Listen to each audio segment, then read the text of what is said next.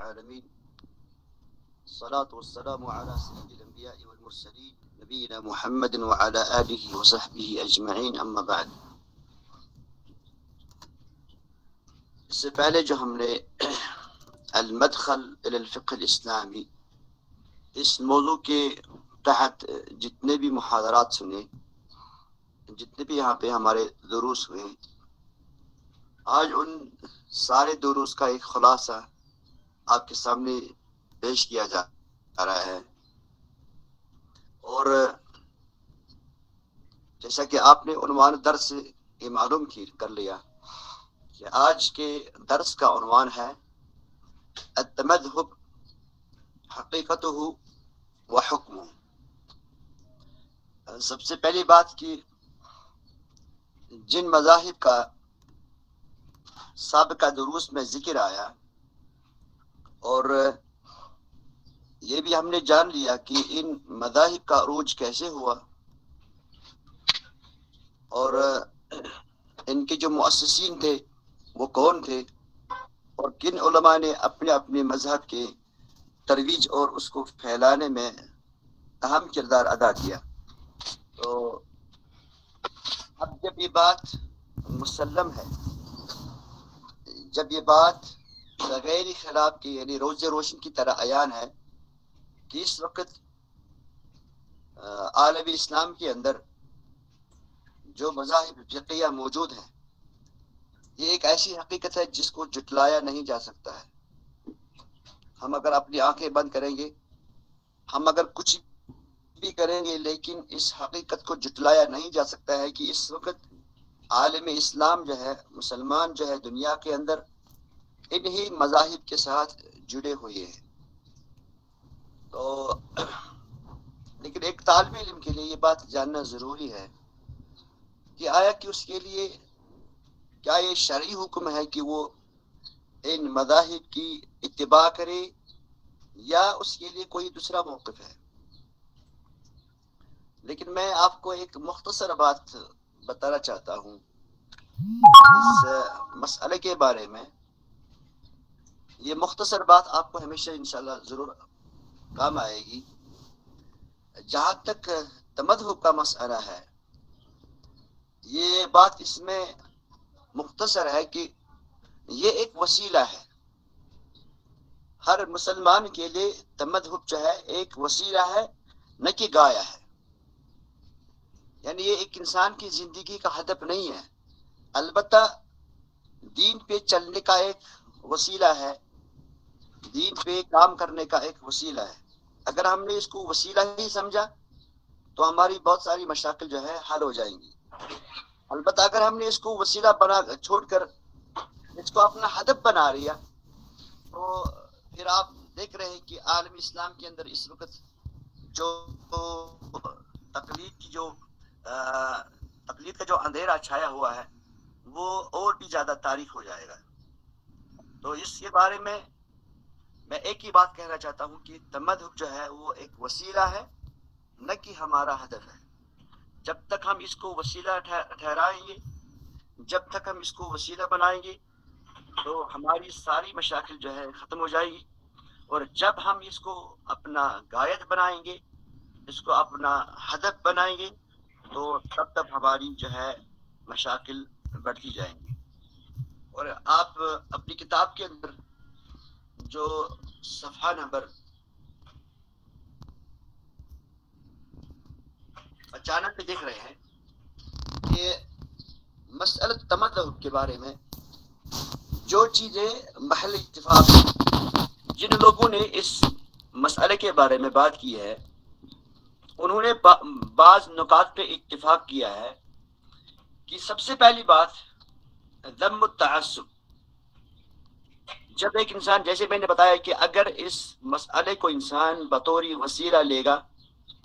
تو اس وسیلے کو ہاتھ لیتے ہوئے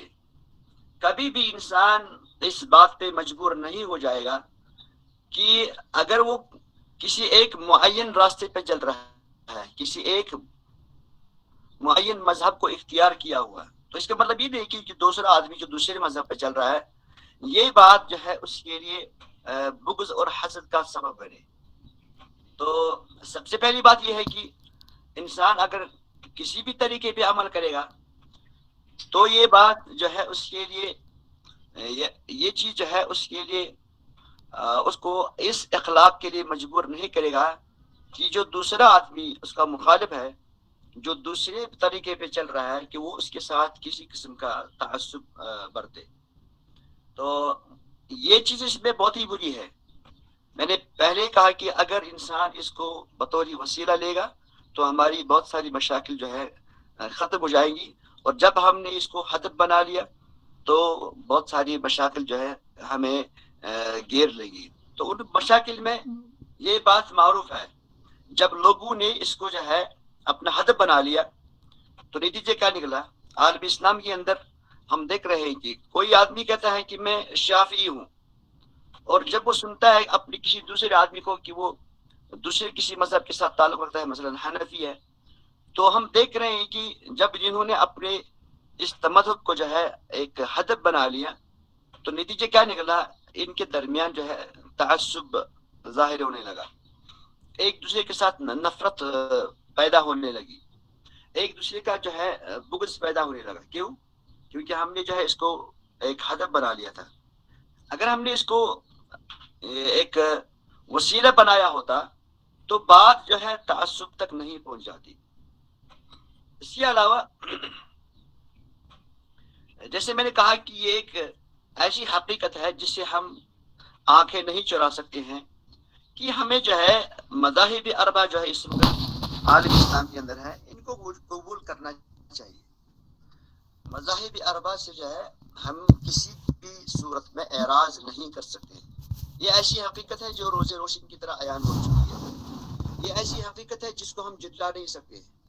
ہمیں کسی بھی حال میں ان مذاہب اربع کو قبول کرنا ہے، اور ہم یہ کہیں کہ ہم ان مذاہب اربع کو جو ہے ان کو کینسل کیا جائے، ان کو جو ہے الغا کیا جائے، ان کی حقیقت یا ان کی حیثیت کو ختم کیا جائے، یہ ناممکن باتوں میں سے ہے. کیونکہ انسان ایسی کوئی حرکت نہیں کرنا چاہیے، ایسا کوئی کام نہیں کرنا چاہے جس کا کوئی فائدہ نہیں ہے. تو یہ دعویٰ کرنا یا اس بات کی منادی کرنا کہ مذاہب اربع کی کوئی حقیقت نہیں ہے، ان کو الغا کیا جائے، ان کو کینسل کیا جائے، یہ ایسی حقیقت ہے جس سے ہم آنکھیں نہیں چرا سکتے ہیں. مان لیجیے کہ یہ ایک ایسی حقیقت ہے جو روز روشن کی طرح عیان ہو چکی ہے کہ ان مذاہب اربع کو ہمیں کسی بھی صورت میں قبول کرنا ہے. اس کے علاوہ جہاں تک تبدھب کا مسئلہ ہے، ایک آدمی جب اس کسی بھی معین مذہب کو جو ہے پکڑ لیتا ہے، ایک آدمی جب کسی بھی معین مذہب کو پکڑ لیتا ہے، چاہے وہ امام شافعی کا مذہب ہو، امام ابو حنیفہ کا مذہب ہو، امام احمد یا امام مالک کا مذہب ہو، تو ایسا آدمی جب اجتہاد کے رتبے پر پہنچ جاتا ہے، ایسا آدمی جب اجتہاد کے رتبے پر پہنچ جاتا ہے، اور اس وقت اجتہاد کی صورت میں اگر اس کو کبھی لگتا ہے کہ اپنے مذہب کی کوئی بات قرآن اور حدیث کے موافق نہیں ہے، یا اس کو لگا کہ میرے امام کی جو بات ہے وہ زیادہ صحیح نہیں ہے، تو اس کے لیے بہتر یہ ہے، اس کے لیے ضروری ہے کہ وہ اس وقت اپنے مذہب کو چھوڑ کر جو ہے راجح قول کو اختیار کرے. اور یہی وہ نقطہ ہے جس کو ہم ابھارنا چاہتے ہیں کہ انسان اس چیز کو جو ہے وسیلہ بنائے، نہ کہ اس کو ہدف بنائے. اور جب انسان اس کو وسیلہ بنائے تو ایک آدمی جو کسی معین مذہب پر عمل کرتا ہو، جب اس کو کسی بھی وقت کہ میرے مذہب کا یہ قول قرآن اور حدیث کے مخالف ہے، کیونکہ اس کا اجتہاد جو ہے اس کو اس پر مجبور کرے گا، تو اس وقت اس کے لیے ضروری ہے کہ وہ اپنے آپ کو اس تمذہب سے نکالے اور صحیح قول کی جو ہے اتباع کرے. اور جہاں تک یہ تمذہب کا مسئلہ ہے، یعنی جب ہم کہتے ہیں کہ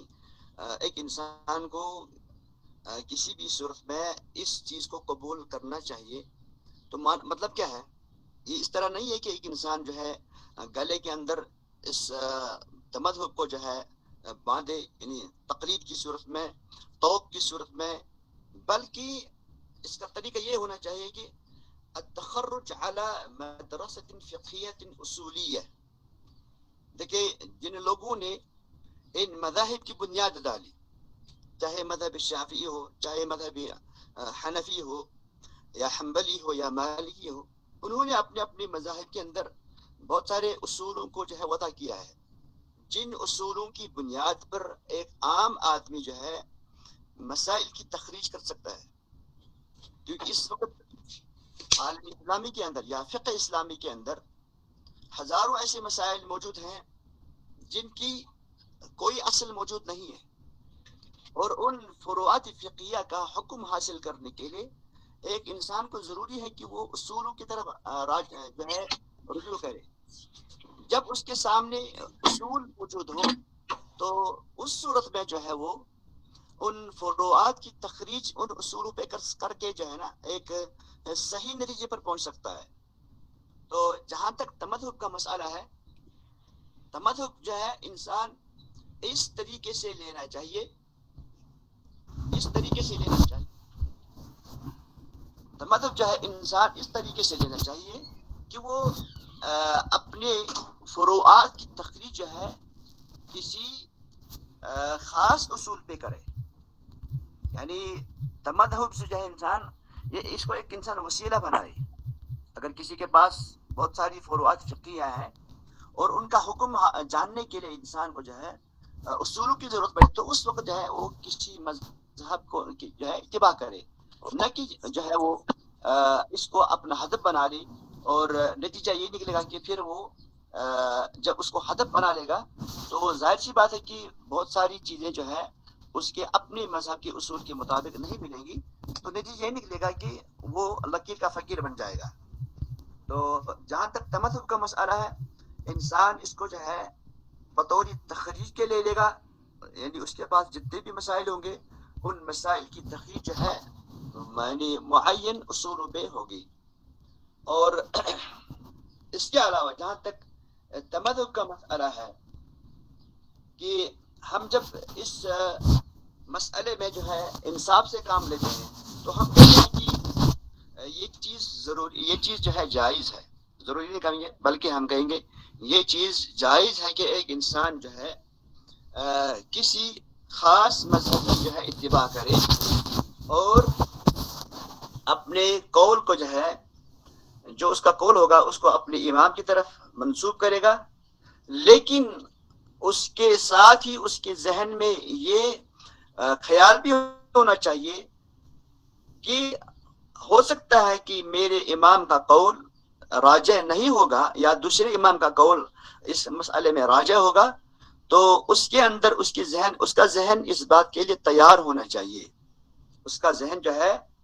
اس بات کے لیے تیار ہونا چاہیے کہ یا تو میرے امام کا جو یہ قول ہے یہ ادلہ کی موجودگی میں جو ہے راجح ہے، یا اس کے اندر ایک اور بات کا اضافہ یہاں پہ میں کرنا چاہتا ہوں، اس کے اندر اس بات کا جو ہے ذہنی طور سے وہ تیار ہونا چاہیے کہ ہو سکتا ہے اس معاملے میں دوسرے امام کا قول دلیلوں کی بنیاد پر راجح ہوگا. یہ چند نکات تھے جو تمذہب کے بارے میں یہاں بتانا میں چاہتا تھا. البتہ جہاں تک ہم عالم اسلامی کو دیکھتے ہیں یا علماء اسلام کو دیکھتے ہیں تو اس معاملے کے بارے میں یا اس مسئلے میں لوگوں کے مختلف آراء ہیں. مختلف آراء ہیں کہ ایک انسان کو جو ہے تمذہب جو ہے یا کوئی معین مذہب اختیار کرنا یہ کس حد تک ضروری ہے یا کس حد تک جائز ہے. تو اس کے بارے میں 3 آراء ہیں علماء کی. ایک رائے یہ ہے کہ بعض لوگ تو اس بات کی صریح دعوت دیتے ہیں کہ ان مذاہب اربع میں سے یا ان مذاہب خمسہ میں سے کسی ایک مذہب کی اتباع کرنا ضروری ہے. علماء اسلام نے اس بارے میں جو موقف اختیار کیا ہے وہ 3 آراء پہ مشتمل ہے. پہلی رائے یہ ہے کہ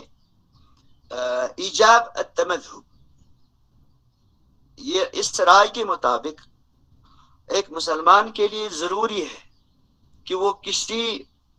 ایک مذہب مذاہب اربع میں سے کسی ایک مذہب کی جو ہے اتباع کرے. جیسے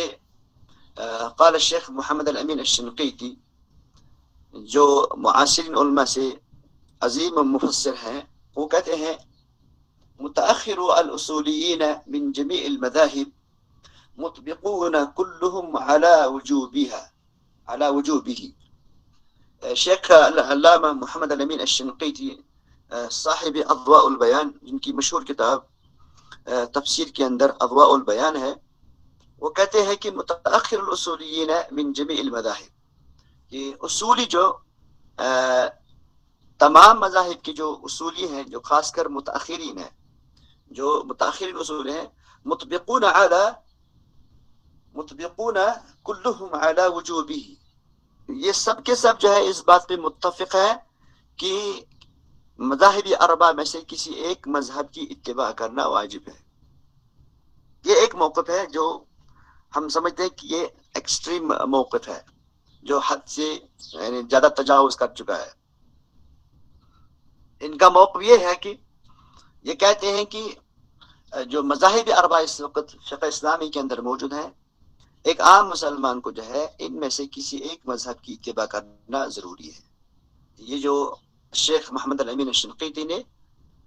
متأخرین الاصولین سے نقل کیا ہے. ہر مذہب کے جو اصولین ہیں، خاص کر متأخرین، انہوں نے کہا کہ ایک مسلمان کے لیے ضروری ہے کہ وہ ان مذاہب اربع میں سے کسی ایک مذہب کی اتباع ضروری کرے.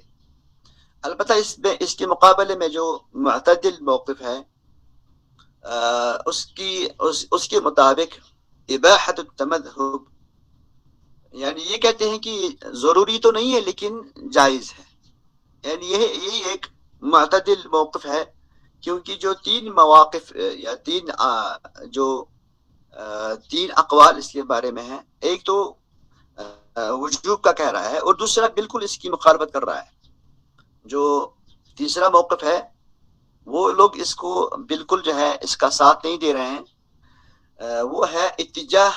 منع التمذہب. وہ کہتے ہیں کہ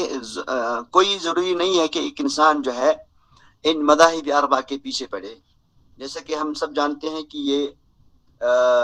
ظاہریہ کا موقف ہے، جو داؤد بن علی اور امام ابن حزم رحمہ اللہ ان کے جو پیروکار ہیں، انہوں نے ہمیشہ اپنی زندگی میں اس موقف کو جو ہے ابھارا ہے کہ کسی بھی صورت میں انسان جو ہے ان مذاہب اربع ان کی اتباع نہ کرے.